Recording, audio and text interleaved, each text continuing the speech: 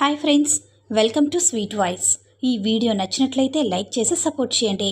ఇది ఎవరిని ఉద్దేశించిన కథ కాదు, కేవలం వినోదం కోసం మాత్రమే. స్టోరీ నచ్చినట్లయితే లైక్ చేసి ప్లీజ్ సబ్స్క్రైబ్ చేసుకోండి ఫ్రెండ్స్. ఇక స్టోరీలోకి అయితే వెళ్ళిపోదామా. ఆర్ఎంపీ డాక్టర్ నన్ను లోపలికి పిలిచి పడుకోబెట్టి బాగా కుదిపేశాడు. అయితే నా పేరు నందిని. ఈ కథలో వచ్చే పాత్రలు సన్నివేశాలు అన్నీ కల్పితాలు మాత్రమే. ఎవరిని ఉద్దేశించిన కాదు, మిమ్మల్ని ఎంటర్టైన్ చేయడమే నా ముఖ్య ఉద్దేశం అని మీరు ఇదందరూ కూడా గమనించగలరు. దయచేసి అర్థం చేసుకోండి. ఇప్పుడు కథలోకి వెళ్దాం. నా పేరు నందిని. నేను ఒకరోజు నాకు కాస్త హెల్త్ ఇష్యూ ఉందని చెప్పేసి నేను ఆర్ఎంపీ డాక్టర్ దగ్గరికి వెళ్ళాను. అప్పుడు ఆర్ఎంపీ డాక్టర్ లోపలికి పిలిచాడు. ఇక అందరం లైన్లో కూర్చున్నాము. చాలామంది పేషెంట్స్ ఉన్నారు. ఆ పేషెంట్స్ దగ్గర వెళ్ళిన తర్వాత నలుగురు తర్వాత నేను వెళ్ళాలి. అయితే ఆ డాక్టర్ నలుగురు పేషెంట్లు చూసిన తర్వాత నన్ను పిలిచారు. నా తర్వాత ఇంకెవరూ లేరు, నేను ఒక్కదాన్నే. నాతో పాటు ఎవరూ కూడా రాలేదు. నా భర్త వస్తాను అన్నాడు, కానీ లేదులే, నాకు చిన్న పనుంది, నాకు ఏమైనా ఫీవర్ వచ్చిందా అంటే నేను వెళ్ళేసి వస్తానని చెప్పేసి నేను ఆయన వద్దకు చెప్పేసి ఒక్కదాన్నే వెళ్ళాను. అప్పుడు ఆర్ఎంపీ డాక్టర్, ఇప్పుడు చెప్పమ్మా, ఏంటి నీ ప్రాబ్లం అని అడిగారు. ఇక నేను నాకున్న చిన్న చిన్న సమస్యలు, నా హెల్త్ ప్రాబ్లమ్స్ తనతో షేర్ చేసుకున్నాను. అప్పుడు పర్వాలేదులే, ఈజీగానే తగ్గిపోతుంది, ఇది అస్సలు పెద్ద సమస్య ఏమీ కాదని చెప్పి నన్ను లోపలికి తీసుకువెళ్ళి అక్కడ పడుకోమన్నారు. నేను అక్కడే వెళ్ళి పడుకున్నాను. ఇక ఆర్ఎంపీ డాక్టర్ గారు లోపలికి వచ్చారు. అబ్బా, చూడడానికి మాత్రం చాలా బాగున్నారులేండి. ఆర్ఎంపీ డాక్టర్ కూడా నన్ను చూసి అలా ఏమన్నా అనుకున్నారేమో అనుకున్నాను. ఎందుకంటే నిగనిగలాడే దూర జాంపండ్లాగా నేను మెరిసిపోతూ ఉంటాను, చాలా అందంగా ఉంటాను. నా గురించి నేను చెప్పుకుంటూ ఉంటే మీకు వేరేలా అనుకోకండి, నిజంగానే నేను చాలా చాలా అందంగా ఉంటాను. తర్వాత కావలసినవన్నీ తీసుకొని లోపలికి వచ్చారు. వచ్చి చెప్పమ్మా అని చెప్పేసి ఎక్కడ నీ ప్రాబ్లం అని చెప్పి అనగానే నేను చూపించాను. స్టమక్లో కొంచెం దీనిలా ఉంది అని చెప్పేసరికి నన్ను ఒక్కసారిగా నా స్టమక్ పైన చేవేసి అలా నొక్కారు. అదేంటి ఇలా అనుకున్నాను, కానీ అలాగే నొక్కుతారేమో నాకు తెలియదు కదా అని నేను ఊరుకున్నాను. ఎందుకంటే డాక్టర్ కదా, అలాగే చేస్తూ ఉంటారు, అప్పుడు మనం ఏమీ అనలేము. ఇంకా కాసేపటికి అలా ఒత్తుతూనే ఉన్నాడు. తర్వాత నన్ను మాటల్లో పెట్టి ఎక్కడ ఉంటారో, ఏం చేస్తారో, ఏంటి ఇవన్నీ అడుగుతూనే తను చేసేది తను చేస్తూ ఉన్నాడు. నా ప్రాబ్లం ఏంటో తెలియదు, కానీ అప్పుడప్పుడు నాకు అలా స్టమక్ అప్సెట్ అవుతూ ఉంటుంది. మీన్స్ అప్సెట్ అంటే మీరు ఇంకొకటి అర్థం చేసుకోకండి, లైట్గా నాకు స్టమక్లో నొప్పి వస్తుందన్నమాట. ఇక అలా పడుకున్న తర్వాత కాసేపు చేసిన తర్వాత బోర్లా పడుకోమన్నారు. ఇక నేను చైర్లో ఉన్నాను కాబట్టి కాస్త నడుం బయటకు కనిపిస్తూ ఉంది. అయితే డాక్టర్ గారు తను డ్రెస్ మీద నుంచి కాకుండా నన్ను డైరెక్ట్గా నడుం పైన చేయి వేసి నొక్కసాగాడు. అదేంటి ఆర్ఎంపీ డాక్టర్ ఇలా చేస్తున్నాడు అనుకున్నాను, కానీ తను ఆ నొప్పిని తగ్గించే ప్రయత్నం చేస్తున్నాడని నేను అనుకుంటున్నాను. కానీ అతను మాత్రం రెండు వైపులా రెండు చేతులు వేసి అలా నొక్కుతూ ఉన్నాడు. తనేంటి స్టమక్ పెయిన్ అని చెప్పి నాకు నడుం మసాజ్ చేస్తున్నాడు. అసలు ఏంటి, నాకు కావాలని చేస్తున్నాడా లేదంటే నాకు తగ్గించాలని చేస్తున్నాడా? తనకు తాను ఏదైనా కావాలని చేస్తున్నాడా లేదంటే ఏంటి అని అనుకున్నాను.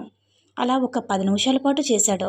నాకు తను అలా చేయి వేసినప్పుడు కాస్త ఇరిటేషన్గా అనిపించిన తర్వాత మాత్రం తను అలా మసాజ్ చేస్తూ ఉంటే నాకు కూడా హాయిగా అనిపించింది. ఇంకా నేను ఆ హాయిలోకి మైకంలోకి వెళ్ళిపోయాను. తను మళ్ళీ ఇలా సైడ్ పైన పడుకో అని చెప్పాడు. మళ్ళీ సైడ్ తిరిగి పడుకున్నాను. మళ్ళీ ఆ తర్వాత స్టమక్ని కాస్త అలా నొక్కి పట్టుకున్నాడు. తర్వాత లేచి కూర్చో అన్నాడు. లేచి కూర్చున్నాను. ఇలా ఇప్పుడు ఎలా ఉందని అడిగాడు. అప్పుడు నేను ఉన్న మైకంలో ఇప్పుడు ఓకే అన్నాను. ఈ సైడ్కి కాస్త నొప్పిగా ఉందని మళ్ళీ కావాలని చెప్పాను. అప్పుడు ఆర్ఎంపీ డాక్టర్, మీకు పూర్తిగా తగ్గిపోయి ఉండాలి, నేను చేసిన ట్రీట్మెంట్కి మీకు వచ్చిన నొప్పికి ఇప్పుడే తగ్గాలి, కానీ ఎందుకు ఇలా వస్తుంది అని అన్నాను. అయితే నాకు తగ్గినా కానీ కావాలని చెప్తున్నానన్న విషయం తనకి తెలీదు. ఒక 2 మినిట్స్ అండి, మీరు అలా పడుకోండి అని చెప్పేసి మళ్ళీ కూడా బయటకు వచ్చాడు. బయటికి వచ్చి ఏం చేశాడో తెలియదు, కానీ మళ్ళీ లోపలికి వచ్చి మళ్ళీ కూడా కాసేపు పడుకోండి అన్నాడు. అయితే ఏదో చిన్నగా ఆయింట్మెంట్ తీసుకొని అలా నడుముకేసి రాశాడు. నాకు స్టమక్ పెయిన్ అంటే నడుంకేసి రాస్తున్నాడేంటి అని మళ్ళీ కూడా మనసులో అనుకున్నాను. కానీ అప్పుడు అర్థమైంది. నాకు వచ్చింది లైట్‌గా నడుములో చిన్న నరం వెనికి ఉంటుంది. స్టమక్‌లో ఆ నరానికి నొప్పి వచ్చి అలా అవుతుందని అప్పుడు అర్థమైంది. అయితే ఆ ఆర్ఎంపీ డాక్టర్ గారు డైరెక్ట్‌గా నాకు చెప్పారు. "నీకు వచ్చింది అసలు స్టమక్ పెయిన్ కాదమ్మా. నడుములో నరం పట్టుకున్నట్టుగా ఉంది. అది ఇలా చేస్తే పోతుందని చేశాను. కానీ నీకు అస్సలు పోవట్లేదు అంటున్నావని" చెప్పాడు. ఆ తర్వాత మళ్ళీ కాసేపు అలా చేసి ఒక 10 నిమిషాలు రిలాక్స్డ్‌గా కూర్చోండని చెప్పాడు. ఇక నేను నిజంగానే ఆర్ఎంపీ డాక్టర్ చేసింది ట్రీట్మెంటే కదని నేను వేరేలా అనుకున్నాను అని చెప్పేసి అతనితో మాట్లాడడానికి కొంచెం ఇబ్బందిగా అనిపించింది. నేనే ఫీల్ అయిపోయాను కదా! అసలు అనుకున్నాను కానీ ఏ మాటకి ఆ మాట చెప్పుకోవాలి. ఆర్ఎంపీ డాక్టర్ ఒక పట్టు పట్టాడు. అటు ఇటు చేతి వేసి రాస్తుంటే కుదిపేశాడు. అలా కుదుపుతాడని అనుకోలేదు నేను. కానీ ట్రీట్మెంట్ మాత్రం సూపర్‌గా చేశాడు. ఇట్టే వచ్చిన నొప్పి తగ్గిపోయింది. ఆ తర్వాత నన్ను బయటికి రమ్మన్నాడు. నేను లోపల నుంచి బయటకు వచ్చి ఎదురుగా కూర్చున్నాను. అప్పుడు ఆర్ఎంపీ డాక్టర్, "ఇప్పుడైతే మీకు నొప్పి తగ్గింది. కానీ నేనిచ్చిన ట్రీట్మెంట్ ఏం కాకుండా ఇక 4 గోళీలు వేసుకోండి" అని చెప్పేసి టాబ్లెట్లు కూడా రాసిచ్చాడు. ఆ టాబ్లెట్స్ తీసుకొని ఇక నేను వెళ్ళాలని ఆర్ఎంపీ డాక్టర్ గారికి థాంక్స్ చెప్పి బయటికి వచ్చాను. అలా ఆర్ఎంపీ డాక్టర్ దగ్గరికి వెళ్తే తను చేసిన ట్రీట్మెంట్‌కి నేను వేరేలా అనుకున్నాను. నెగెటివ్‌గా అనుకొని తనంటే ఇలా చేస్తున్నాడని, తనేంటి అలా చేస్తున్నాడని నా మనసులో తప్పుగా అనుకున్నాను. కానీ తను మాత్రం నిజానికి నాకు చేసింది ట్రీట్మెంట్. నా నొప్పిని కూడా తగ్గించారు. ఎప్పుడైనా సరే ఒక డాక్టర్ దగ్గరికి వెళ్ళినప్పుడు వాళ్ళు ఖచ్చితంగా మనకు ఎక్కడ పెయిన్ ఉంటే అక్కడ టచ్ చేసి మాత్రమే చేస్తారు. ఊరికే దూరంగా చూస్తూ మాత్రం చేయలేరు కదా! అలాగే తను కూడా చేశాడు. అప్పటినుంచి ఏ చిన్న ప్రాబ్లమ్ ఉన్నా కానీ నేను ఆర్ఎంపీ డాక్టర్ దగ్గరికి వెళ్ళి ట్రీట్మెంట్ చేయించుకుంటూ ఉంటాను. ఎందుకంటే మా ఆయన నమ్మకస్తుడైన ఆర్ఎంపీ డాక్టర్ కాబట్టి నేను ఎప్పుడు పోయినా కానీ ఇట్టే తగ్గిపోతుంది. ఏ చిన్న ప్రాబ్లమ్ ఉన్నా, ఏ సమస్య, ఏ చిన్న ఆరోగ్యానికి సంబంధించిన చిన్న ప్రాబ్లమ్ ఉన్నా సరే తగ్గిపోతుంది. నాకు అతనికి కాస్త పరిచయం కూడా పెరిగింది.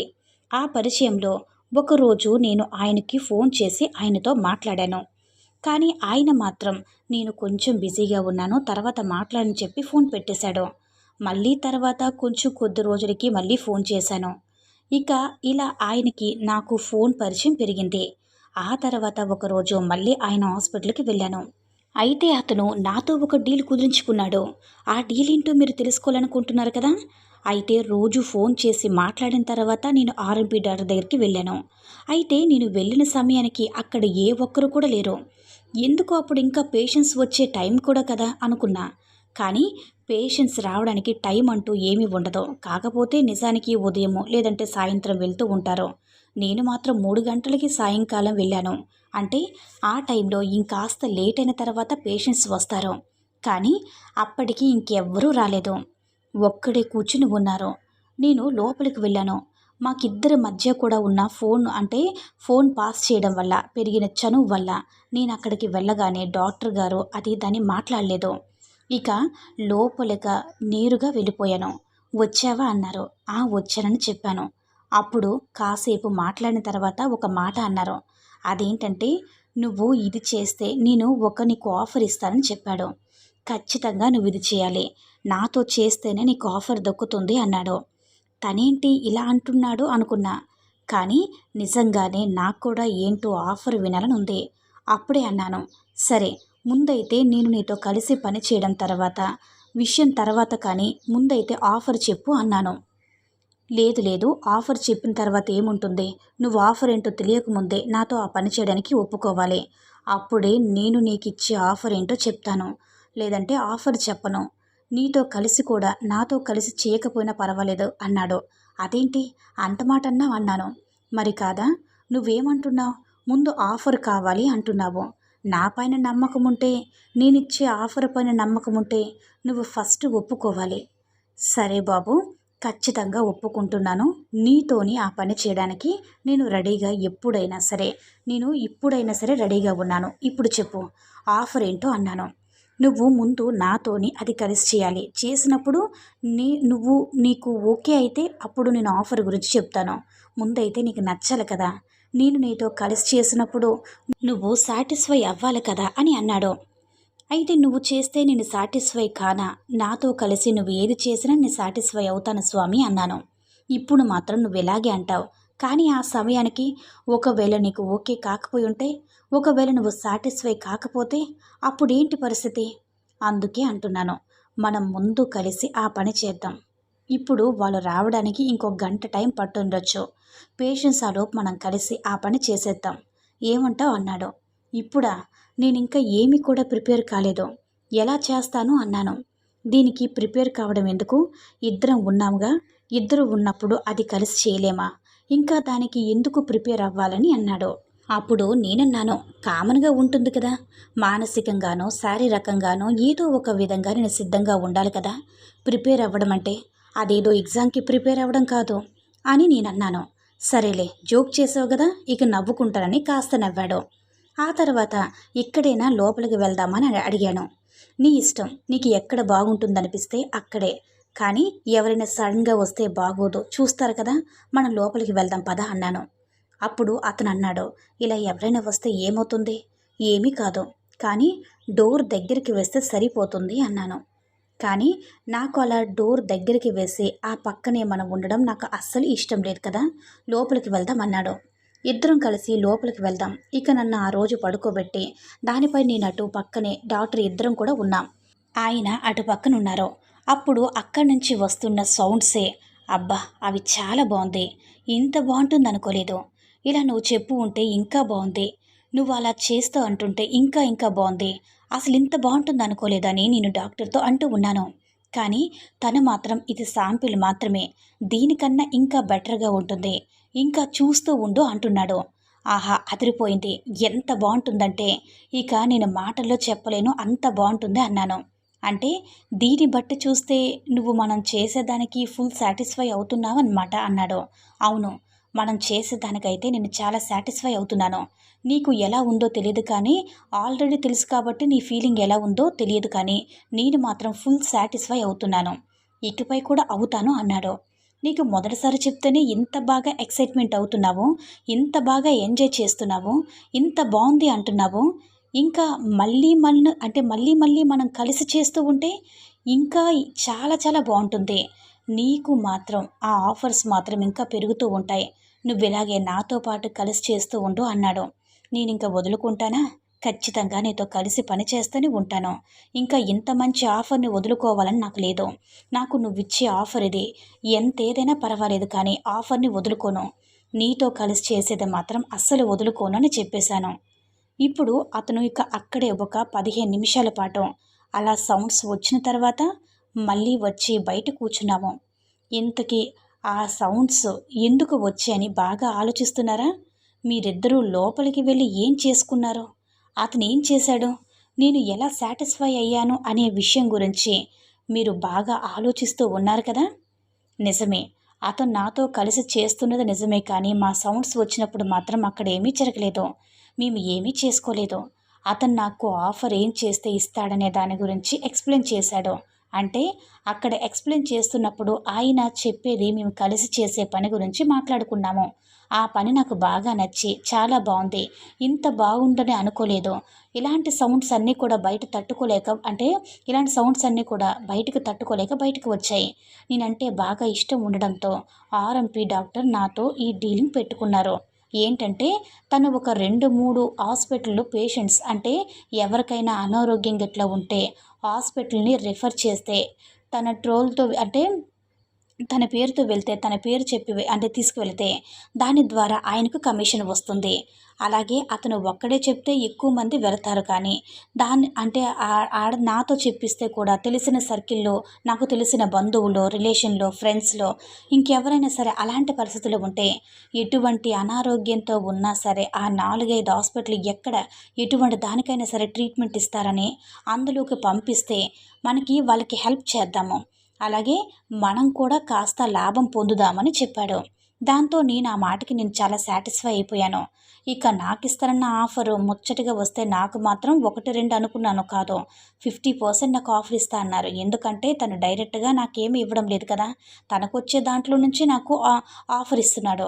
వేరే వాళ్ళైతే 10%, 5% అలా ఇస్తాడు. ఇలా ఉంటుందని చెప్పేవాడేమో. కానీ నాకు మాత్రం డైరెక్ట్‌గా 50% నువ్వు తెచ్చిన పర్సన్ మీద 50% అని డీలింగ్ కుదుర్చుకున్నాడు. ఇందులో ఎటువంటి మోసం లేదు, ఏమీ లేదు. ఎవరైనా పేషెంట్స్ ఉంటే వాళ్ళకు హాస్పిటల్ రిఫర్ చేయడం, దాని ద్వారా అతనికొచ్చే అంటే అతని పేరు చెప్పడం వల్ల వచ్చే కమిషన్ను షేర్ చేసుకోవడం. అంతే. అంతకు మించి ఏమీ లేదు. డాక్టర్లు మంచిగా చూసేవాళ్ళు కాబట్టి నేను దానికి ఒప్పుకున్నాను. అలా ఆర్ఎంపీ డాక్టర్తో నా పరిచయం పెరిగి కాస్త ఫ్రెండ్లీగా ఒక బిజినెస్ పార్ట్నర్గా మారిపోయాను. అలా మళ్ళీ ఒకసారి తన లోపలికి తీసుకుని వెళ్ళి బిజినెస్ ప్లాన్తో నన్ను కుదిపేశాడు. ఇది ఫ్రెండ్స్ ఈ రోజుటి కథ మీకు నచ్చిందని అనుకుంటున్నాను. ఈ వీడియో కనుక నచ్చినట్లయితే లైక్ చేసి షేర్ చేయండి. మరిన్ని వీడియోస్ కోసం మన ఛానల్ని సబ్స్క్రైబ్ చేసుకుని మాకు మరింతగా సపోర్ట్ చేయండి. మరొక ఇంట్రెస్టింగ్ వీడియోతో మళ్ళీ కలుద్దాం. By bye friends.